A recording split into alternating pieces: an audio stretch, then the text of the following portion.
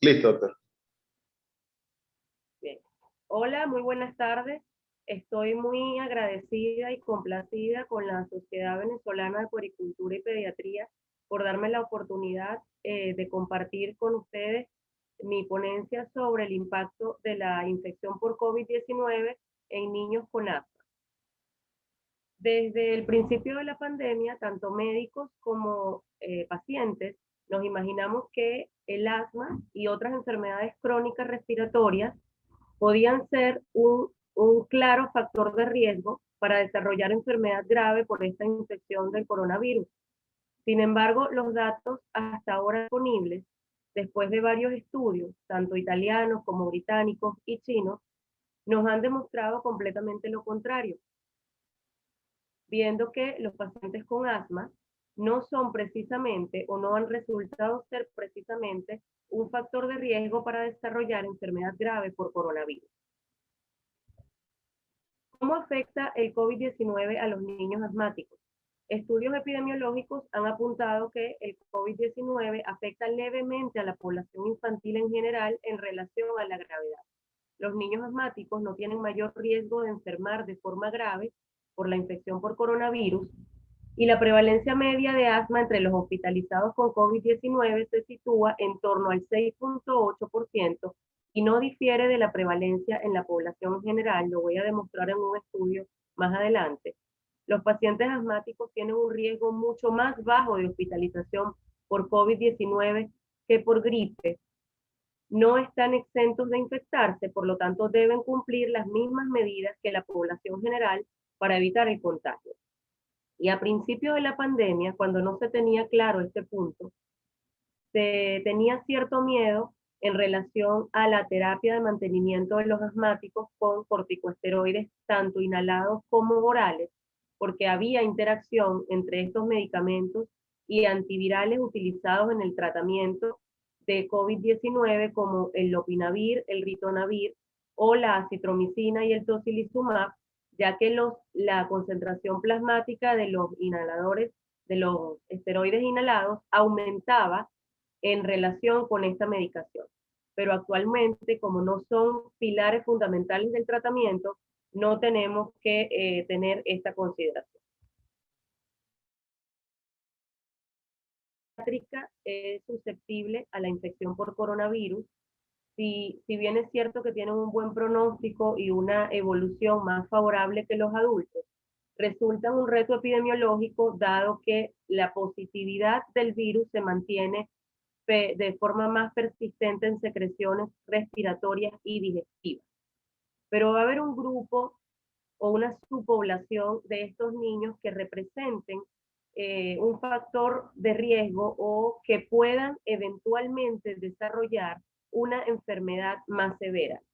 Esta subpoblación pediátrica son esos niños con inmunodepresión, esos pacientes cardiópatas, pacientes con patología respiratoria crónica como la fibrosis quística, la displasia broncopulmonar y entre los pacientes asmáticos, particularmente los pacientes con asma grave.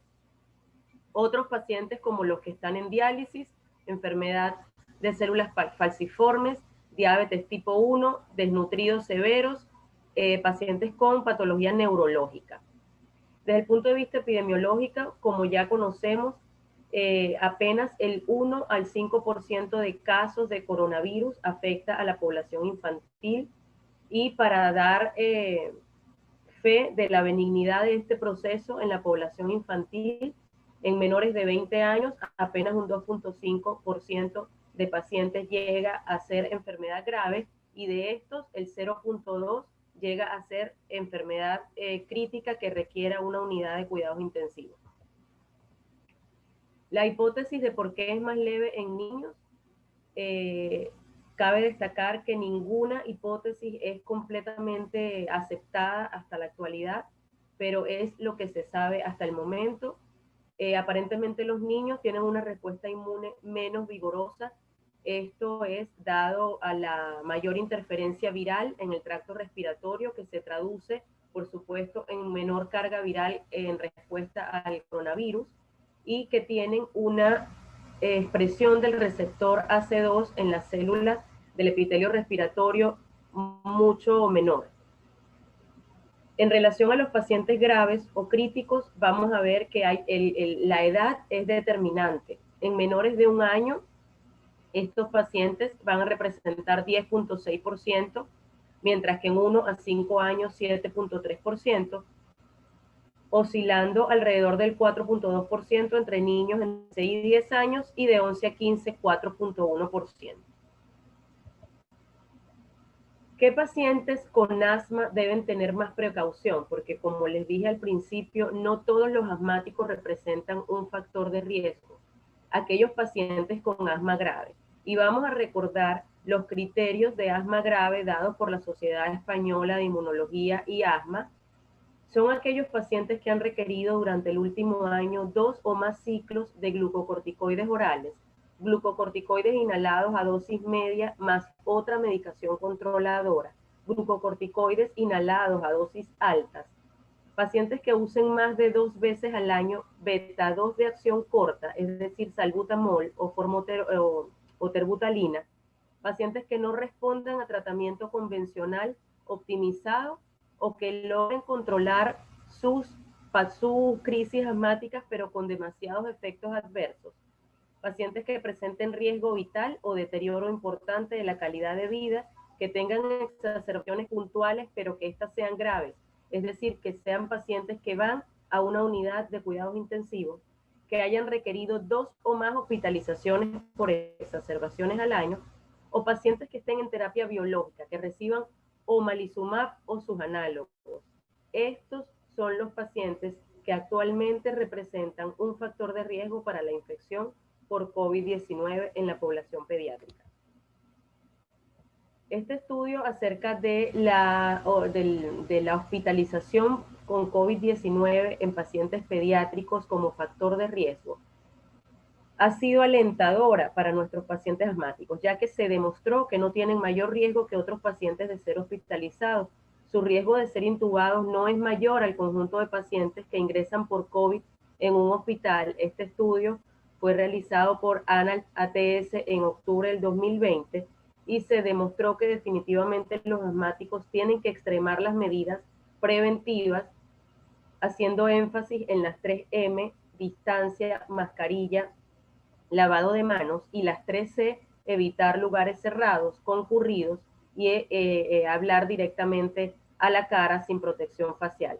Los resultados de este estudio definitivamente compararon la prevalencia de asma en pacientes hospitalizados con COVID-19 que se reportó en 15 estudios procedentes de distintos países del mundo, comparando la prevalencia de pacientes asmáticos hospitalizados con COVID con la prevalencia de enfermedad en la población general y la prevalencia promedio de asma en pacientes hospitalizados por gripe en los últimos 4 años, desde el 2016 hasta el 2020. Los resultados fueron de interés porque señalaron que no hay mayor riesgo en pacientes asmáticos que la población general para ser intubados u hospitalizados. Se demostró incluso que durante la temporada de 2019 a 2020, 24.1 de los pacientes hospitalizados con gripe tenían asma y que fue superior al promedio de los 4 años anteriores, entre 2016 y 2020, que estos pacientes hospitalizados por gripe asmáticos tuvieron una prevalencia del 21%. Es decir, que la prevalencia combinada de asma en pacientes hospitalizados por COVID en estos 15 estudios analizados fue apenas del 6.8%, como los mencioné al principio. Parece entonces que la proporción de asmáticos entre pacientes hospitalizados con COVID-19 es similar a la prevalencia de asma de la población en cada lugar donde se han hecho los estudios. En cambio, los asmáticos sí tienen más probabilidades de ser hospitalizados por gripe, en más de un 20%. En relación al riesgo de intubación e ingreso a UCI o a unidad de cuidados intensivos en asmáticos versus no, este estudio ciertamente fue realizado en adultos, pero la edad promedio fue entre 19 y 100 años. Un total de 434 pacientes 195 femeninas, 239 masculinos, donde se demostró que la prevalencia de asma era del 12%, es lo que reporta la prevalencia mundial de asma. En asmáticos sí requirieron intubación el 27.9%, al contrario de los no asmáticos que requirió más intubación, 33.6%. Los asmáticos que requirieron el soporte de terapia intensiva representaron apenas el 34.1% en relación a los no asmáticos que requirieron este soporte vital en un 40.4%.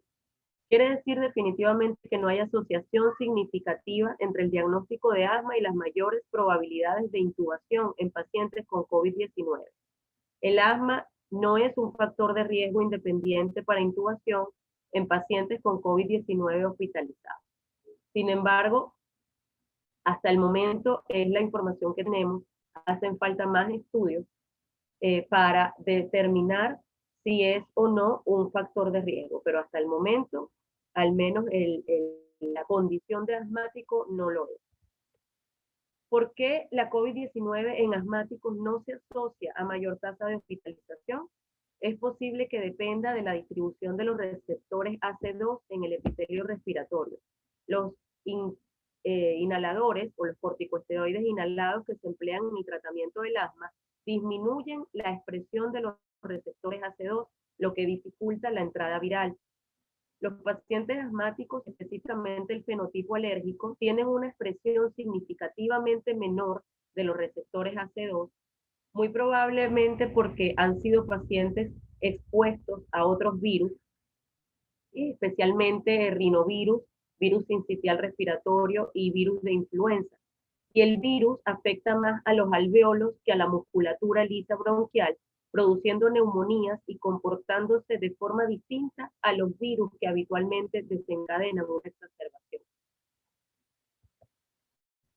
Entonces, vale la pena preguntarnos si los niños asmáticos tienen que seguir un protocolo especial, a lo que les respondo que no. No tienen que seguir un protocolo especial o distinto al que nos ha mencionado la CDC norteamericana y la Organización Mundial de la Salud. Las medidas preventivas son las mismas para reducir la exposición y la transmisión del COVID-19. Y es posible que esto sea también lo que ha ayudado a nuestros pacientes asmáticos. Han respetado el confinamiento, han respetado las medidas de prevención de una manera intachable y probablemente eso ha hecho que estos pacientes también hayan tenido menos complicaciones.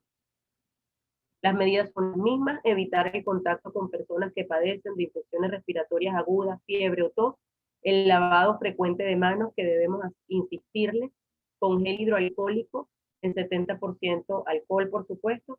Agua y jabón no sustituye al gel hidroalcohólico, pero se supone que en situaciones en las que lo requiera, deben utilizar el gel hidroalcohólico. Lavarse las manos sistemáticamente después de toser o estornudar y utilizar un pañuelo de papel de un solo uso para secar sus manos. En relación a los juguetes, lápices, cuestiones de juguetes musicales o computadores o dispositivos, hacer desinfección de los mismos, evitar compartir utensilios de uso personal, evitar las reuniones en espacios cerrados. Y personas que tengan síntomas de infección respiratoria alta deben siempre mantener las mismas medidas que ya conocemos. Vale la pena también hacernos las preguntas que nos hacemos en la práctica clínica y que se las traigo a colación, apoyada en la GINA, en la guía GINA número 5, para que a través de estas preguntas podamos ponerlas en práctica en nuestro ejercicio médico. ¿Debemos continuar la medicación inhalada de mantenimiento que tenía indicada mi paciente asmático previamente? Definitivamente sí. El paciente asmático que tiene tratamiento con corticosteroides inhalados de mantenimiento no debe suspenderlo pensando que de alguna manera va a favorecer la multiplicación del coronavirus o la replicación del coronavirus. No debe retirar la medicación en ningún momento en el que nos encontremos en la pandemia. En caso de exacerbación, ¿qué dispositivo utilizar? No debemos utilizar nebulizadores ni ningún equipo que implique la contaminación del aire exhalado con partículas o con aerosoles del virus. Debemos utilizar en exacerbación asmática, así como en el tratamiento de mantenimiento, el aerochamber o dispositivos de aerocámara para evitar la aerosolización y la contaminación del aire exhalado. En caso de exacerbación, es decir, una crisis asmática que requiera prescribir ciclos cortos de esteroides sistémicos, ¿los podemos prescribir? Sí, podemos prescribir los ciclos cortos de esteroides siempre que la exacerbación los requiera, siempre que el paciente esté en una crisis moderada, que se objetive que tiene necesidad de utilizar el corticoide sistémico porque probablemente el beta-2 de acción corta no lo ha sacado de la crisis. Se debe continuar con la medicación biológica en caso de pacientes asmáticos graves que reciben medicación biológica como el omalizumab, debe mantener el tratamiento biológico previo. Al principio de la pandemia esto resultó un problema porque la mayoría de estos pacientes requieren el uso de estos medicamentos de administración intrahospitalaria. Son medicamentos que deben verificarse en el momento de la aplicación si hay efectos adversos. Y al principio resultó un reto, pero posteriormente han incluso desarrollado dispositivos en formas de jeringas prellenadas con la que se puede entrenar al paciente para su uso en el domicilio. ¿Se debe hacer espirometría o pruebas de función pulmonar? Definitivamente no. Debemos evitar en lo posible hacer pruebas de función pulmonar. Al respecto, las recomendaciones de la prevención de infección por coronavirus en las unidades de función pulmonar por la Sociedad Española de Neumonología y Cirugía de Tórax son que estas pruebas, por tener alto riesgo de contagio tanto para el personal sanitario como para los pacientes, porque incluyen procedimientos en los que la transmisión puede ocurrir con la aerosolización de las secreciones, pues entonces debemos evitarlas en la medida de lo posible. No realizarlas en pacientes que tengan sospecha o diagnóstico de COVID, entendiendo que estamos en un momento de transmisión comunitaria importante y dejando la posibilidad de hacerlas en el paciente que realmente lo requiera y sobre todo documentando con PCR negativas al menos 72 horas previas a la prueba para poder realizarla. De todas maneras, aquel paciente que lo requiera, se puede hacer la cita para realizar la espirometría al menos 14 días después de haber desaparecido los síntomas o la negatividad, o evaluando la negativización de la PCR. Pacientes con rinitis alérgica, por ejemplo, deben continuar con su terapia intranasal de esteroides indicados, deben mantener la misma pauta de tratamiento, los esteroides tópicos tampoco se suspenden. En caso de que tengan algún antihistamínico previamente indicado, el paciente con rinitis alérgica también debe mantener esta misma pauta. Los antihistamínicos orales no interfieren en el funcionamiento del sistema inmune de los pacientes. Y valdría la pena preguntarnos si en situación de pandemia y de confinamiento la teleconsulta es una opción en el paciente asmático. Y resulta que hay una importante base de datos en Cochrane donde nos demuestra que, fíjense que de pronto para el paciente asmático leve no es muy beneficiosa la consulta o la teleconsulta, pero sí lo es para el paciente asmático grave. Ya les voy a demostrar por qué. La teleconsulta nos permite obtener información del paciente, recopilar electrónicamente los datos y después de la anamnesis y la revisión de los cuestionarios que les voy a demostrar, emitiremos un juicio clínico y las pautas de tratamiento. Uno de los cuestionarios que nos permite evaluar por teleconsulta a nuestros pacientes asmáticos es el Asthma Control Test o ACT. El paciente puede responder estas preguntas en línea y si tiene una puntuación que está entre 5 y 19, necesita ayuda para mantener el asma, es decir, es un asma para manejarlo, es un asma que no está controlado y tenemos entonces que retomar el control y mejorar los síntomas. Si por el contrario la puntuación está entre 20 y 25, su asma está controlada.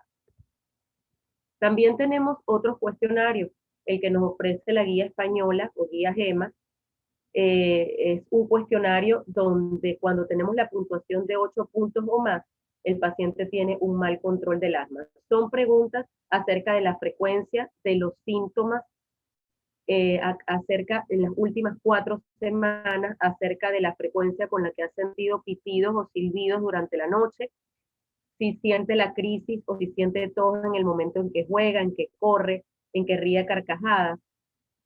Todas las preguntas se responden dándonos un resultado final. Si el resultado es de 8 puntos o más, hay un mal control del asma. Además, podemos obtener la respuesta de estos pacientes en relación a la adhesión al tratamiento con inhaladores. Si bien es cierto que este cuestionario TAI está hecho en adultos, podemos extrapolarlo perfectamente a la población pediátrica. No solamente vamos a ver cómo están los síntomas y la adherencia al tratamiento, tenemos que reforzar en la teleconsulta cómo identificar la exacerbación. Tenemos que enseñarle al paciente cómo, cómo reconocer sus síntomas y enseñarle al familiar si puede realmente mantenerse en casa manejando la crisis desde la casa o si tiene que acudir a una emergencia. Le damos pautas con los beta-2 de acción corta con aerocámara, siempre con aerocámara, separados de 30 minutos, repetir dosis por 3 veces.